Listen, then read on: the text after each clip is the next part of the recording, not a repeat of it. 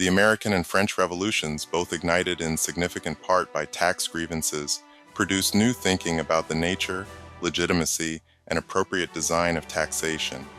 The founding documents of both republics grappled with questions that remain unresolved today. Who should bear the burden of taxation? How should the tax power be constrained? What is the relationship between taxation and representation? The United States Constitution of 1787 gave Congress the power to lay and collect taxes, duties, imposts, and excises, but required that direct taxes be apportioned among the states according to population. This apportionment requirement was a significant constitutional limitation on federal taxation, reflecting the founders' suspicion of direct national taxes on persons or property. For the first century of American constitutional history, the federal government relied primarily on customs duties, tariffs on imported goods, and excise taxes on specific domestic products to fund its operations. The first United States tariff law, passed in 1789, imposed duties on a range of imported goods and was explicitly designed to generate revenue to service the new nation's Revolutionary War debts. The first federal excise tax in the United States was the whiskey tax of 1791. The tax of 7 cents per gallon on domestically produced whiskey provoked the Whiskey Rebellion of 1794, in which Western Pennsylvania farmers, for whom whiskey was both a consumption good and a medium of exchange in a cash-poor economy, rose in armed resistance. President Washington personally led a force of nearly 13,000 militiamen to suppress the rebellion, establishing the federal government's authority to enforce its tax laws, but also demonstrating the explosive political potential of excise taxation on goods central to ordinary life. The most consequential tax innovation of the 19th century was the income tax, a direct tax levied on personal or corporate earnings rather than on property, goods, or transactions. The income tax represented a fundamental departure from the indirect taxes that had dominated fiscal history because it assessed ability to pay based on the flow of income rather than the stock of wealth or the act of purchase. Its emergence as a major fiscal instrument tracked the rise of industrialization and the growing importance of wages and profits as forms of income. Great Britain introduced the first modern income tax in 1799, when Prime Minister William Pitt the Younger, desperate for revenue to fund the wars against revolutionary France, imposed a graduated tax on annual incomes above £60, rising to a maximum rate of 2 shillings in the pound, effectively 10%, on incomes above £200. The British income tax was presented as a temporary wartime measure and was indeed repealed in 1802, only to be reintroduced in 1803, repealed again after Waterloo in 1816, and then re-established permanently from 1842 onward by Robert Peel, who used it to fund a reduction in customs duties as part of his free trade reforms. The United States first imposed a federal income tax during the Civil War, enacted in 1861 at a rate of 3% on incomes above $800 and subsequently modified several times. This tax was also presented as a temporary wartime measure and was abolished in 1872.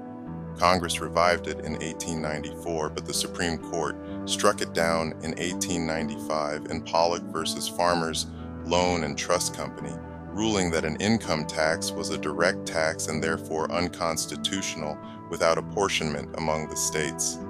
The Constitution was subsequently amended, the 16th Amendment ratified in 1913, to explicitly grant Congress the power to levy income taxes without apportionment, removing the constitutional obstacle and inaugurating the era of the modern federal income tax. The Revenue Act of 1913, enacted shortly after the amendment's ratification, imposed a graduated income tax beginning at 1% on incomes above $3,000 and rising to 7% on incomes above $500,000. Only about 2% of American households had incomes high enough to owe any tax. The Revenue Acts of World War I pushed top marginal rates to 77% and introduced a corporate excess profits tax, a levy on corporate profits above a normal rate of return intended to capture wartime windfall profits. The Mellon tax cuts of the 1920s reduced top marginal rates from 73% to 25%, reflecting Treasury Secretary Andrew Mellon's supply-side theory that lower rates on high incomes would increase investment and ultimately produce more revenue than higher rates, an argument that would be revived with almost identical rhetoric by Ronald Reagan's Treasury in the 1980s. The Depression reversed this trend. Rates were raised through the early 1930s, and the Revenue Act of 1935 introduced what critics called a soak the rich tax, pushing the top marginal rate to 79%. World War II produced the tax transformation that created the modern American fiscal state.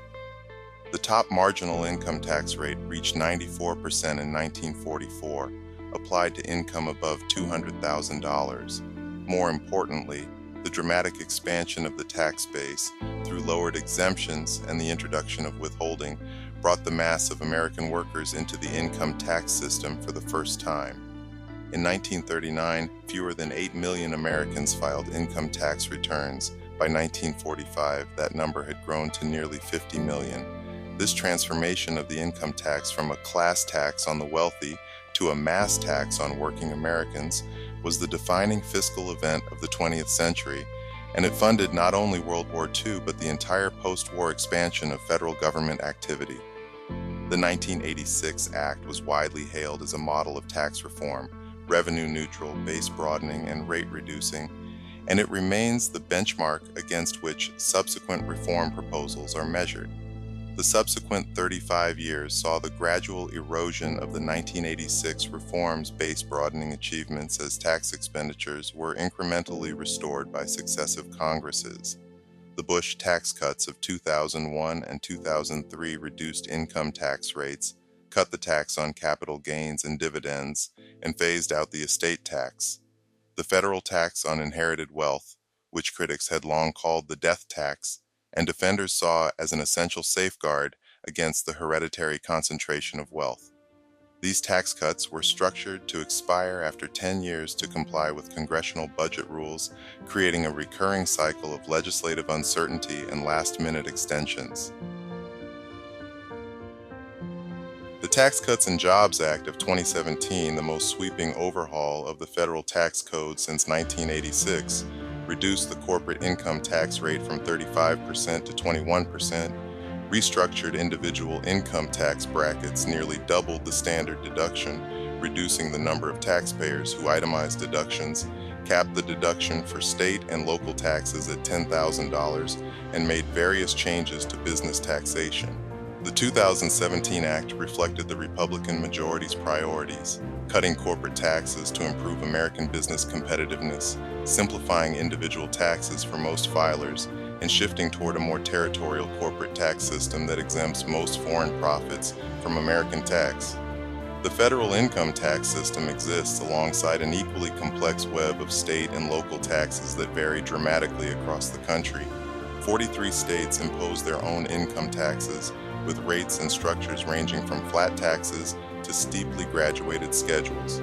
7 states, Florida, Texas, Washington, Nevada, Alaska, Wyoming, and South Dakota, impose no personal income tax, funding their governments primarily through sales taxes and, in oil-producing states, energy revenues.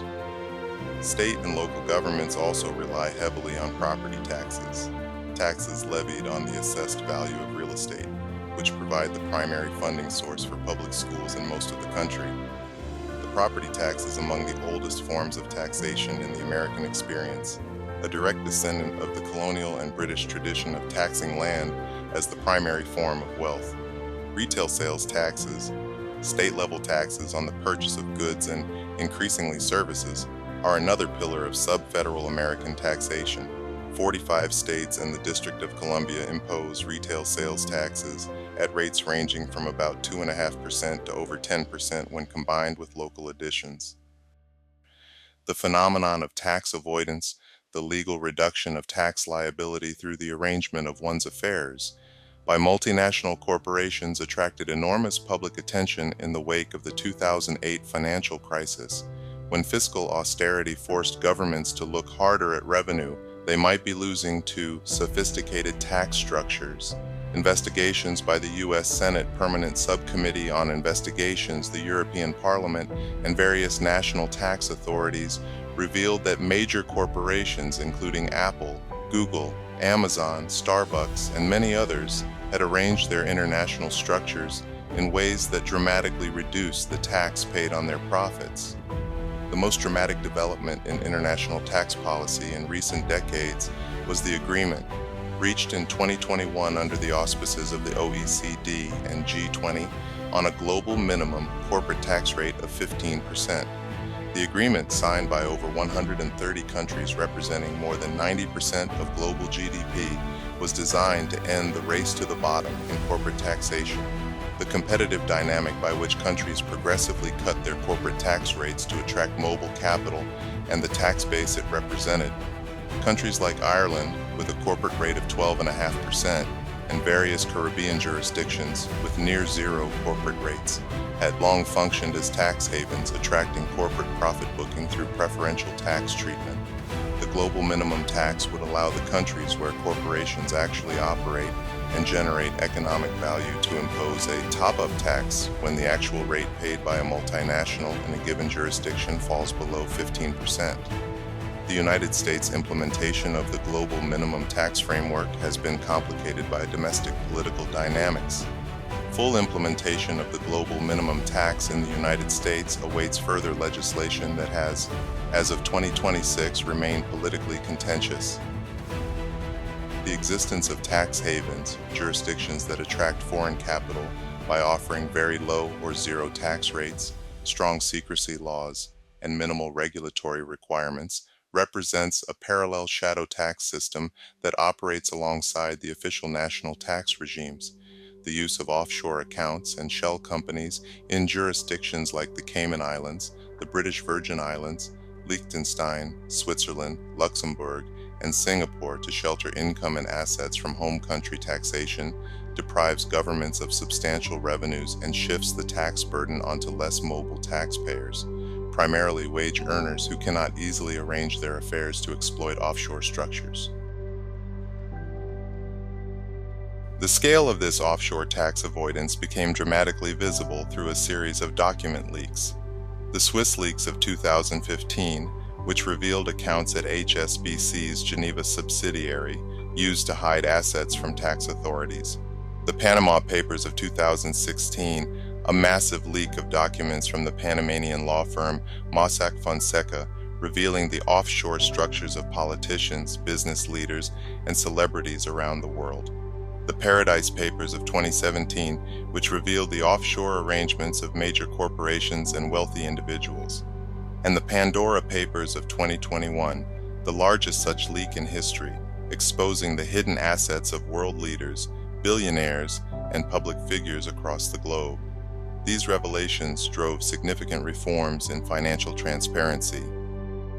From the temple granaries of ancient Sumer to the digital servers of the 21st century's tax authorities, the story of taxation is, at its deepest level, the story of organized human society itself. Every tax system reflects the society that created it, its values, its power structures, its understanding of fairness and obligation, and its capacity for collective action. The forms that taxation takes: direct taxes on persons and their incomes, indirect taxes on goods and transactions, customs duties on the movement of goods across borders, excise taxes on specific commodities, value-added taxes embedded in the price of everything, represent different answers to the fundamental questions of fiscal design. Who should pay? How much should they pay? What should trigger the obligation? How should the burden be distributed across the population? These questions have no permanent answers. They are resolved provisionally and always controversially by the political processes of each era and each society. From the grain tithe of Sumer to the global minimum tax of the 21st century, taxation has been the price of civilization, sometimes too high, sometimes too low, often unfairly assessed, persistently evaded, perpetually contested, and absolutely indispensable. The search for a tax system that is efficient, equitable, simple, and adequate to the needs of a complex modern state remains, as it has always been, one of the central challenges of democratic governance. It is a search that will continue as long as human societies choose to live together and to fund the common institutions that make that choice possible.